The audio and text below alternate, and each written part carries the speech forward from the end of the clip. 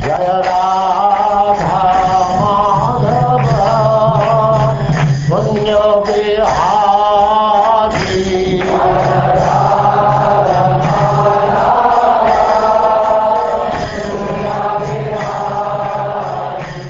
And now, Chapter 3. Yamaraj instructs his messengers.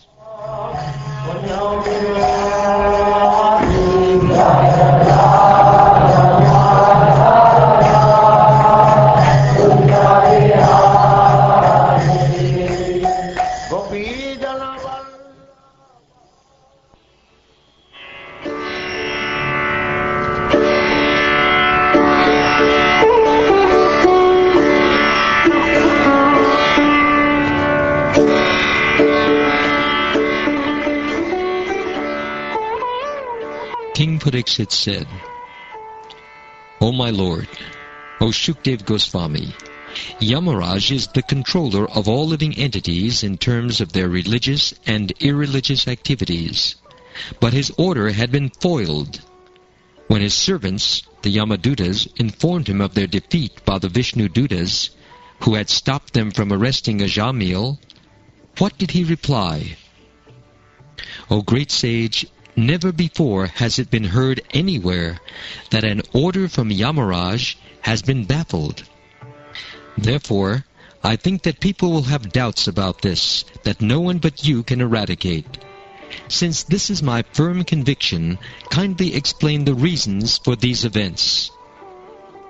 My dear king, when the order carriers of Yamaraj were baffled and defeated by the order carriers of Vishnu, they approached their master, the controller of Samyamani Puri and master of sinful persons, to tell him of this incident.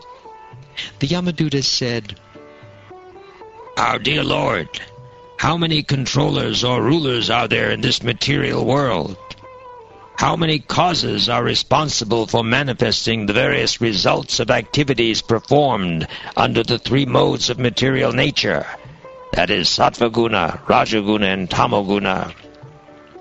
If in this universe there are many rulers and justices who disagree about punishment and reward, their contradictory actions will neutralize each other, and no one will be punished or rewarded. Otherwise, if their contradictory acts fail to neutralize each other, everyone will have to be both punished and rewarded. Since there are many different karmis or workers, there may be different judges or rulers to give them justice. But just as one central emperor controls different departmental rulers, there must be one supreme controller to guide all the judges. The supreme judge must be one, not many. It was our understanding that you are that supreme judge, and that you have jurisdiction even over the demigods.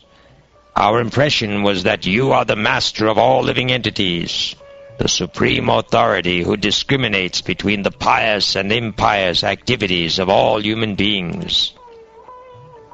But now we see that the punishment ordained under your authority is no longer effective, since your order has been transgressed by 4 wonderful and perfect persons.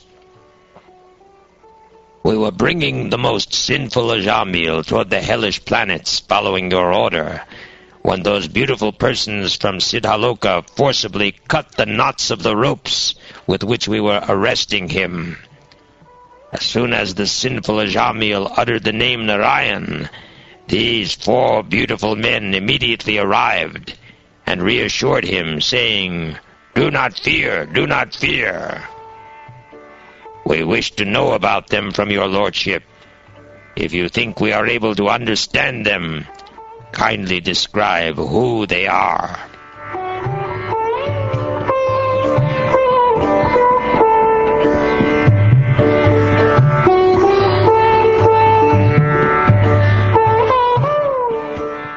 Sri Shukdev Goswami said, Thus, having been questioned, Lord Yamaraj, the supreme controller of the living entities, was very pleased with his order carriers because of hearing from them the holy name of Narayan.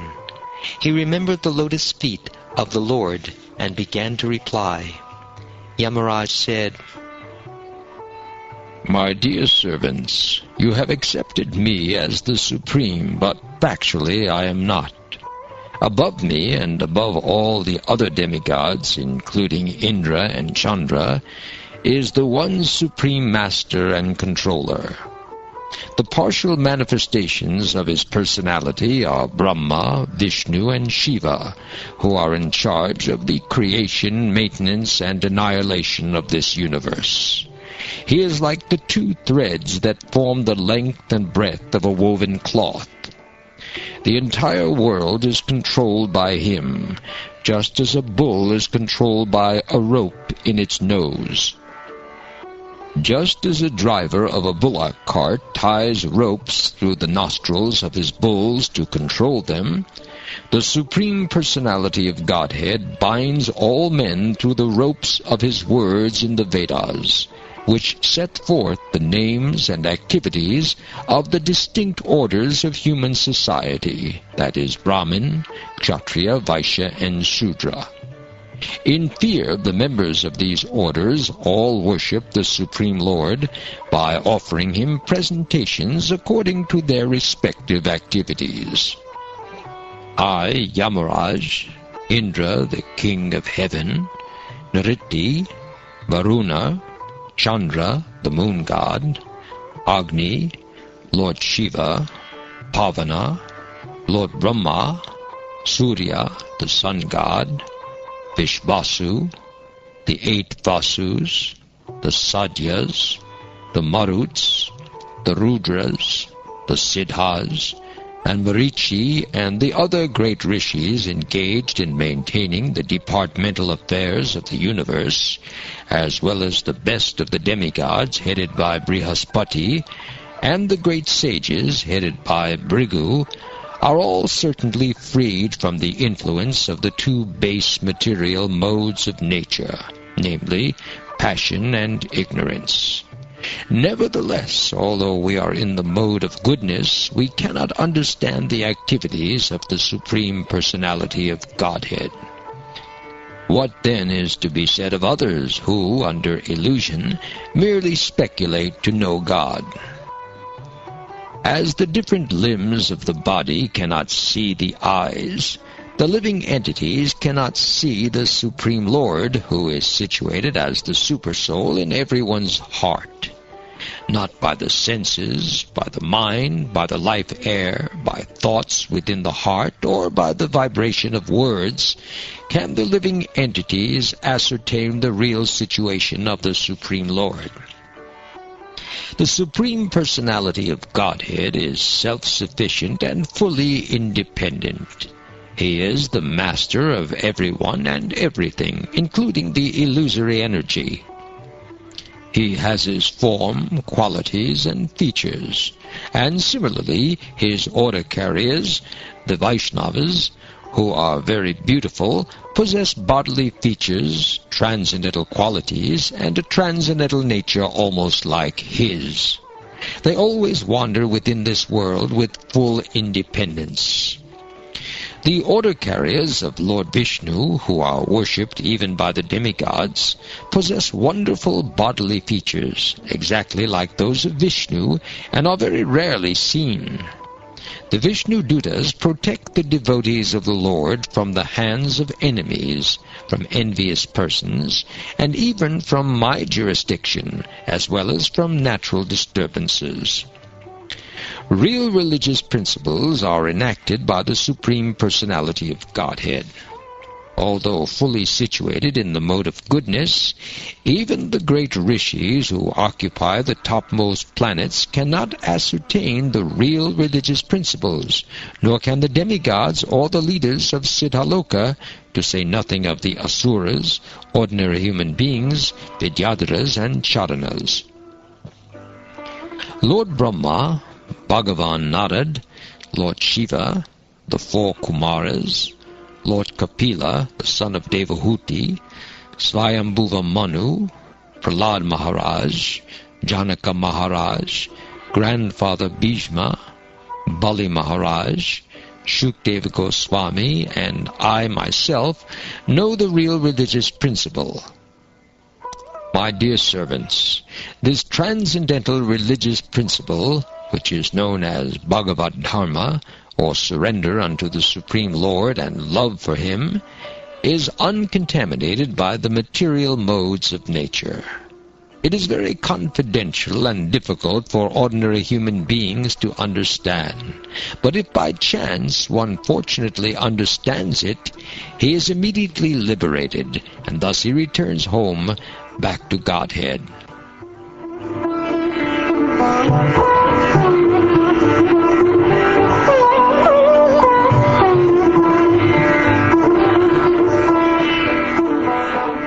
Devotional service, beginning with the chanting of the holy name of the Lord, is the ultimate religious principle for the living entity in human society. My dear servants, who are as good as my sons, just see how glorious is the chanting of the holy name of the Lord. The greatly sinful Ajamil chanted only to call his son, not knowing that he was chanting the Lord's holy name. Nevertheless, by chanting the holy name of the Lord, he remembered Narayan, and thus he was immediately saved from the ropes of death.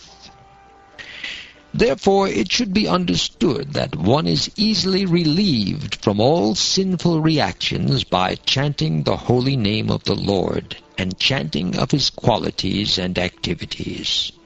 This is the only process recommended for relief from sinful reactions.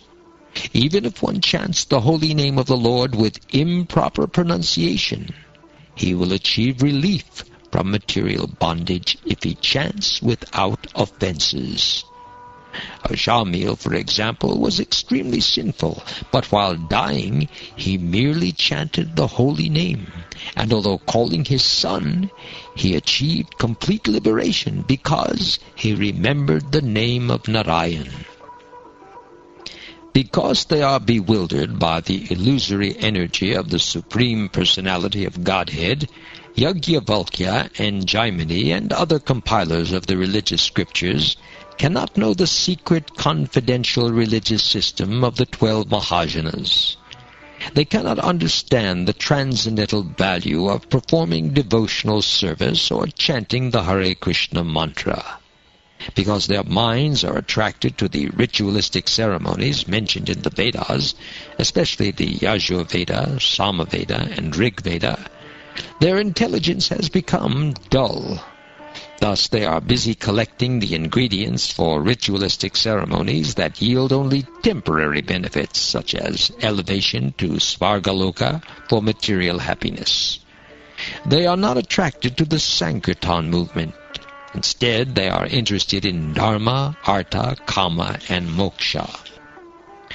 Considering all these points, therefore, intelligent men decide to solve all problems by adopting the devotional service of chanting the holy name of the Lord, who is situated in everyone's heart, and who is a mine of all auspicious qualities. Such persons are not within my jurisdiction for punishment. Generally, they never commit sinful activities, but even if by mistake, or because of bewilderment or illusion they sometimes commit sinful acts, they are protected from sinful reactions because they always chant the Hare Krishna mantra. My dear servants, please do not approach such devotees, for they have fully surrendered to the lotus feet of the Supreme Personality of Godhead. They are equal to everyone, and their narrations are sung by the demigods and the inhabitants of Siddhaloka. Please do not even go near them. They are always protected by the club of the Supreme Personality of Godhead. Therefore, Lord Brahma and I, and even the time factor, are not competent to chastise them. Paramahamsas are exalted persons who have no taste for material enjoyment, and who drink the honey of the Lord's lotus feet. My dear servants, bring to me for punishment only persons who are averse to the taste of that honey, who do not associate with Paramahamsas, and who are attached to family life and worldly enjoyment, which form the path to hell.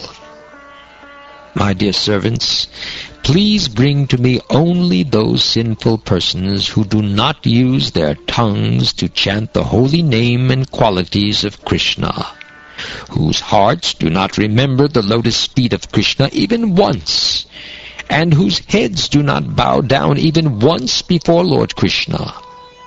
Send me those who do not perform their duties toward Vishnu, which are the only duties in human life. Please, bring me all such fools and rascals.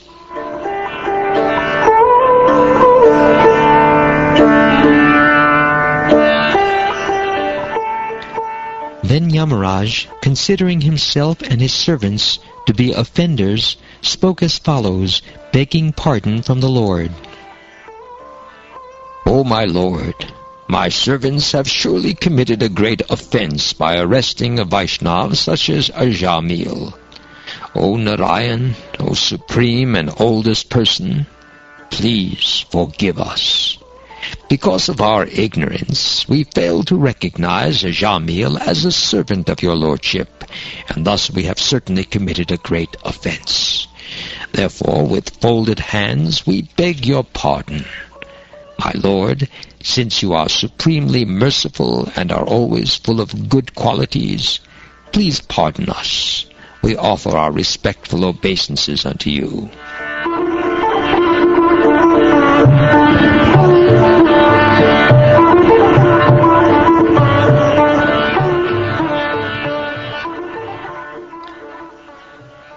My dear King, the chanting of the holy name of the Lord is able to uproot even the reactions of the greatest sins.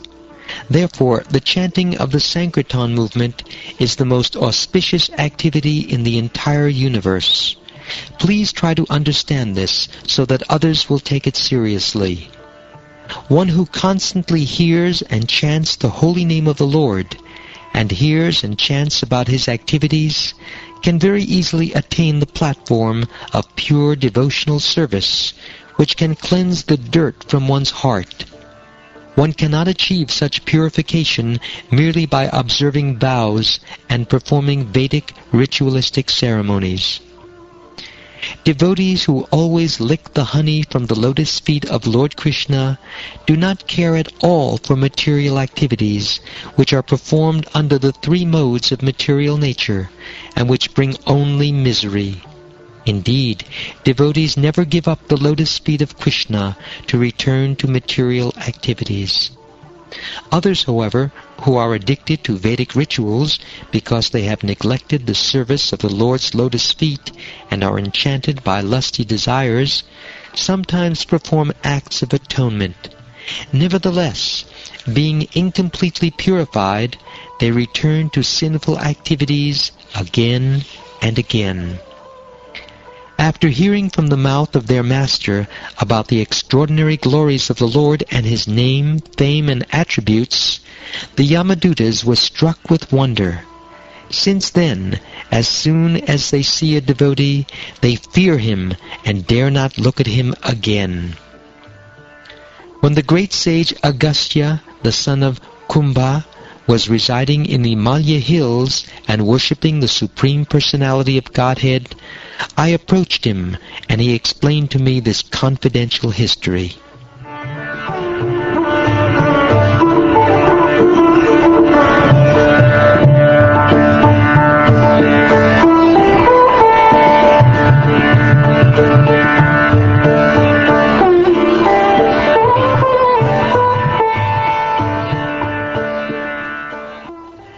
Thus ends the third chapter of the sixth canto of the Srimad Bhagavatam, entitled Yamaraj Instructs His Messengers.